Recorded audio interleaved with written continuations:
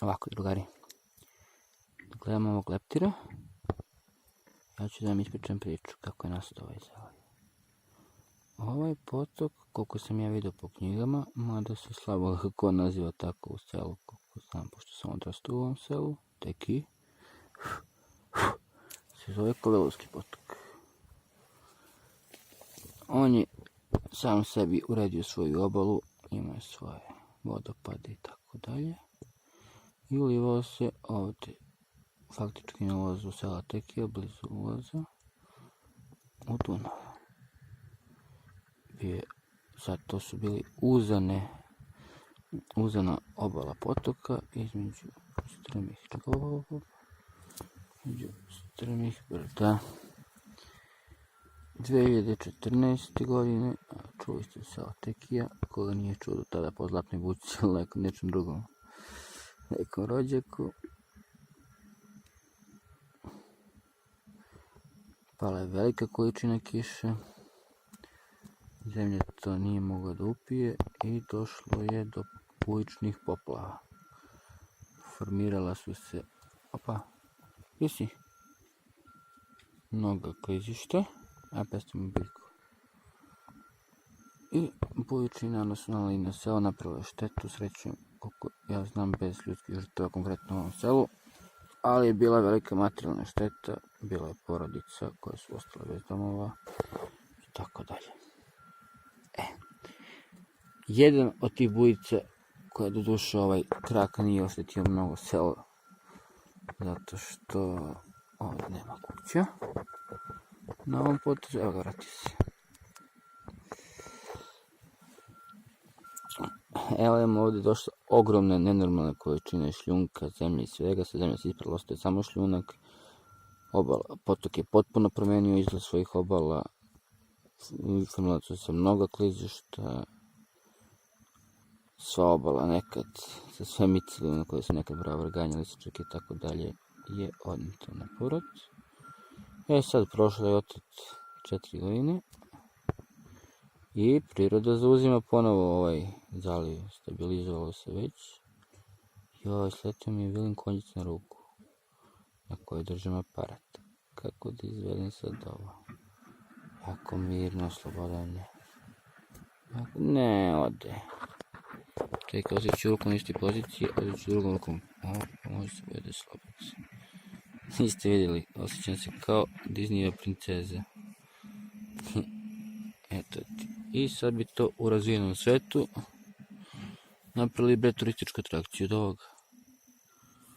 Znate, ovdje ujutro dođete popijete kaficu, neku organsku, nešto, neki čaj, čaj od bilja koji je raslo ovdje. I kao drmoču jednu debate, razumiješ, gledate leptira, ili ne konjice kako gijaju. Kažete, jebate, ali ovo je život lep, pa mi nismo ovo znali. Sad znamo zašto radimo. Evo, ovo je smrdi buba najezda ove godine. Ko zna zašto je najezda? Molimo, neka kaže u komentaru kako se to desilo. Nisam čuo neko objašnjenje, sem da ih ima svuda. Jutro skidam katanac ispod katanca, snječim slučajno 3, jedva sam ruku oprao. Ljudi, pomagajte, kako da ih se rešimo, ajde, nije bitno kako su došle, kako da ih oteramo. Hoće zima da ih ubije. Ovo baš jede. Da snimamo listove. Elem, priroda je zauzela ovo, došle su biljke koje nisu, neke su rasle ovdje, pa ih sad ima više. Neke nisu ni rasle ovdje nikada, pa su sad pojavile nove. Imamo ovdje nekoliko američkih vrsta, javio se i bagrem i bagrenac. I vidjet ćemo, to ćemo sve. Sad ima jedna devojčica, radi master rad, ona će to sve lepo da popiše. Time neću ja se bavim mnogo, ja se ovako izrazam čisto iz hobija.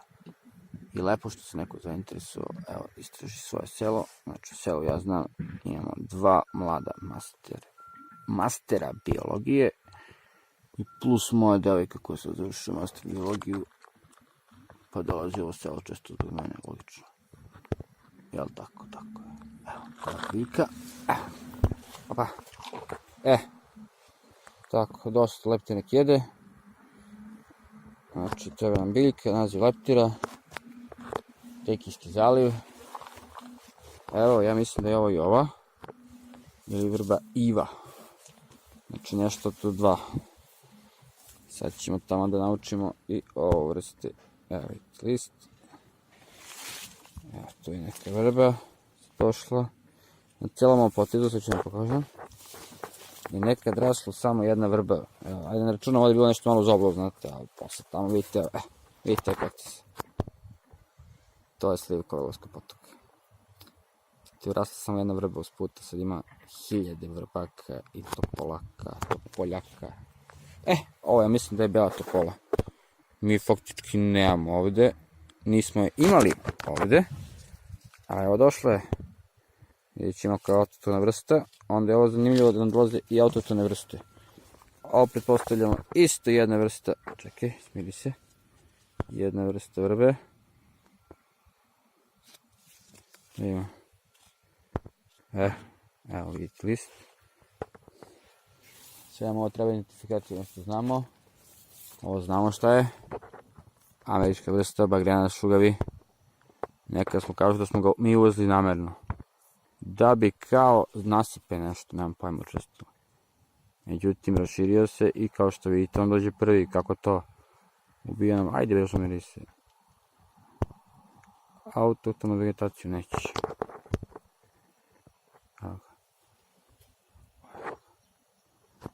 Ajde, to je cvet.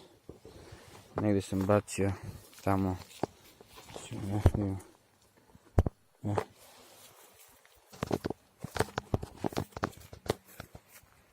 Još neki uzorki sam da vidim.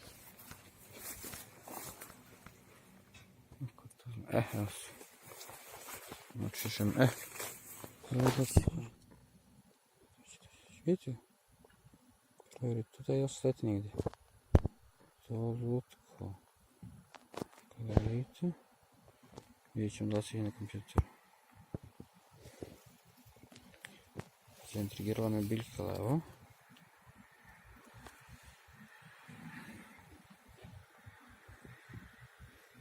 Ali sad imam bolji ulov, što se kaže. Prirodnjački. Ljudi ja volim da budem prirodnjak. Prirodnjak je biti zabavno. Bolje to nego ono istražuju čekati neko izbati novu pesmu, blejš po netu, ovo ono. Priroda je, brate, najoriginalniji, brate, autor. Kreativno. Sad kad naučite da u svemu što priroda radi, ne u svemu razumiješ, nego naučite, obraćate pažnju samo na detalje prirode, koji su stvari prava malometnička dela.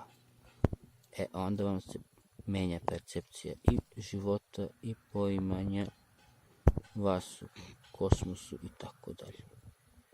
Sad imam drugare koji su to lepo uklopili u hrišćansku priču, pa su baš onako uzorni pravoslavci, što se kaže. Imam drugare, tome su to uklopili neki alternativne priče, sve je to cool. Znači, samo nemoj, brate, drugi da ugrožavaš, radi šta hoćeš. I, brate, ako hoćeš da budeš, brate, debil, brate, nemoj praviš decu, molim te, razumeš, ono. To treba se uzgaja, brate, nemoj kuće da imaš, razumeš, ja koliko je kučića u životu sam vidio jadnim, brate. Imaju vlasniki, brate, kojih ništa nisu naučili, ostali glupi ceo život, jebi ga, šta da radi? Nije on kriv kao životinja, pa životinja, brate, viš kako kuće, brate, može naučiti, brate, i levo i desno da razlikuju, razumiješ, spontano, ako radi sa njime. Tako, brate, došao ja, brate, i do religije, i do kučića, bežim. Evo da se vidi puplici, samo malo da pravimo da žurno. Opa. Masno, lapljiva je, baš lapljiva, to je to. Idemo se, ćao.